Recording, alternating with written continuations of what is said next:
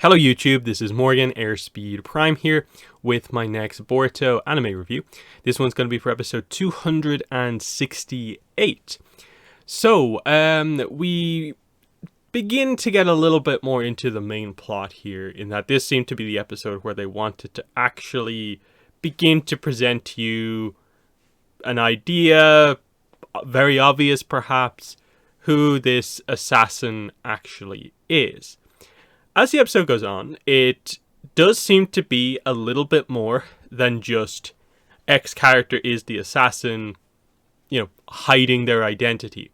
In that the preview for the next episode seems to put suspicion on someone else, and obviously there's a whole other element that seems to be coming into play with the obvious suspect.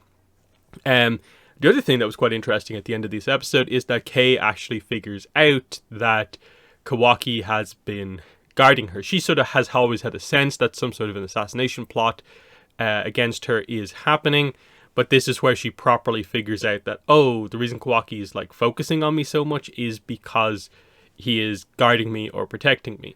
So that was actually an interesting cliffhanger, because it leaves you wondering what way is this going to go. Because the reason it's a cliffhanger, obviously, is that Kei actually likes Kawaki. And this might also affect Himawari, given that she's in on it as well. Are they just friends with her because of this mission, or is it true friendship? Now, I think from our perspective as audience members, I think Kawaki has grown to actually like and care about Kei. Same with Himawari, and that friendship is true. It's just that I suppose the initial interest, particular focus, did come more from the mission. And it's all about how Kei is going to interpret that. Will she kind of be like, well, okay, I understand this. That's fine. I wish you had told me. But okay, let's go on. That's the very reasonable way to do it. Or will she be like, I don't know what to think of you now. And she, puts distance between herself and Kawaki, and maybe even Himawari as well. That would obviously open the door for Kawaki to be separated and not guarding Kei anymore, given that it seems like the assassination attempts are kind of ramping up more and more. So that's interesting. I think I like that there is a little bit of depth that comes from that cliffhanger there. Otherwise, this episode, focusing on the fair and the play, they pretty quickly, none of that stuff I think in this episode matters all that much. We don't really get to see the play actually happen. You see a lot of the other characters like Boruto and everyone are there. They kind of assist with the whole, paper bomb kind of plot that ends up happening, but they're not really a huge focus of the episode. Most of what this is about, the focus on sort of the build up and then the early stages of the play, are to build up the idea that, okay, something is going on with Hana. That straight away she kind of gets across the idea that she was up all night, or that she was doing something that it seems like she almost doesn't quite remember or is just lying about. So straight away, in my mind, it's after, in my mind, very little teasing at all that Hana might actually be the culprit behind all of this. This episode just decides to be really, really blunt in my mind, very obvious about suspect Hana, because she seems to sort of show up and have something happen at obviously moments that mean that she goes away from the vicinity, and then the assassin kind of turns up in the next scene doing something or other. The interesting point in all of this is sort of the tiredness, and then what seems to be some sort of a kind of headache, kind of mental fatigue type situation that overcomes her, that happens in front of a lot of the kids. So they're concerned for her. They're basically oh, you should go take a rest. And she does, but then she seems to come back as the assassin. So the questions that are going on here are are they being too obvious and it's not her, and it just happens that Hana is involved in these situations? Or is she the assassin, but she has some sort of a multiple personality thing, or some sort of a like brainwashing thing like overcomes her. So when she is the assassin, she is kind of literally a different person.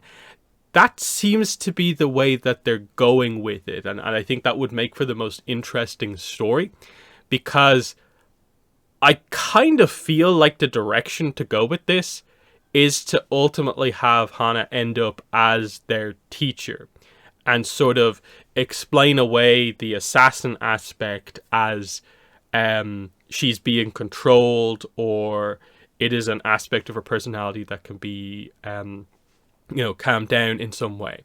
That I think is a nice level of depth to this, because otherwise then you probably have to find a new teacher for Himawari's class, whereas I think they've done a decent job at actually setting up that Hana does care about them in that teacher form, and I would like to see the reveal come out that that side of her is actually real.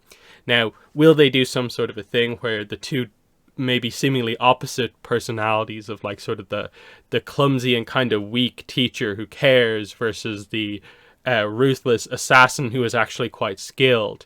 Might there be a blending of those two personalities together by the end of all of this?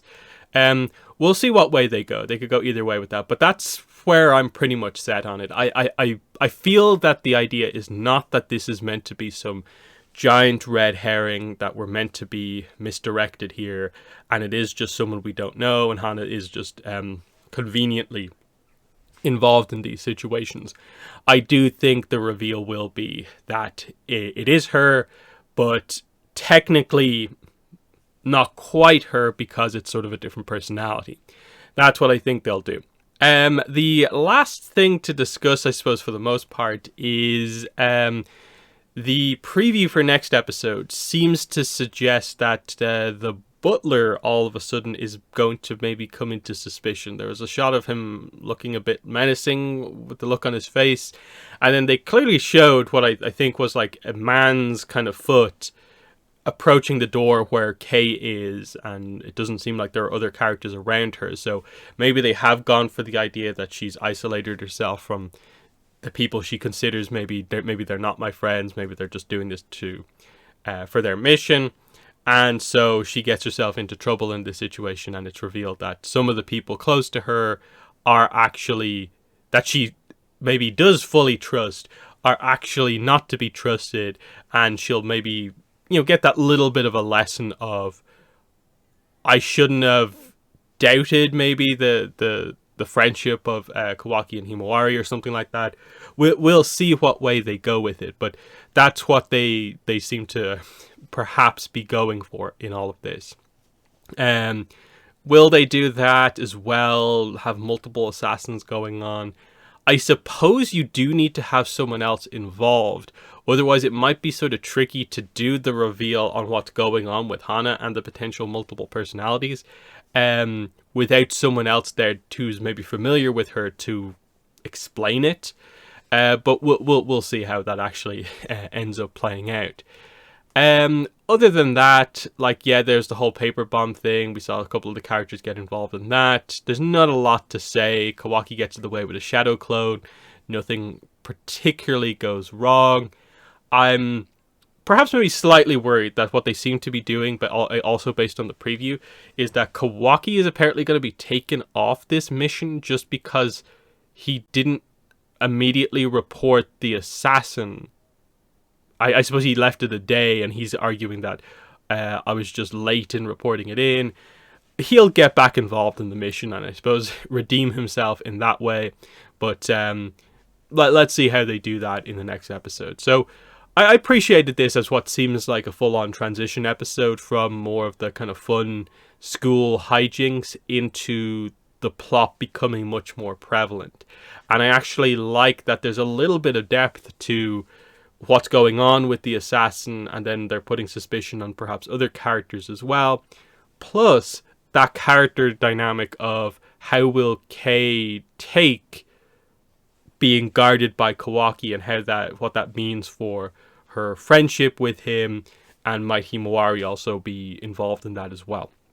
So in the comments, let me know what your thoughts are on this episode. They've been my thoughts. So that's been the video. Thanks for watching, and bye.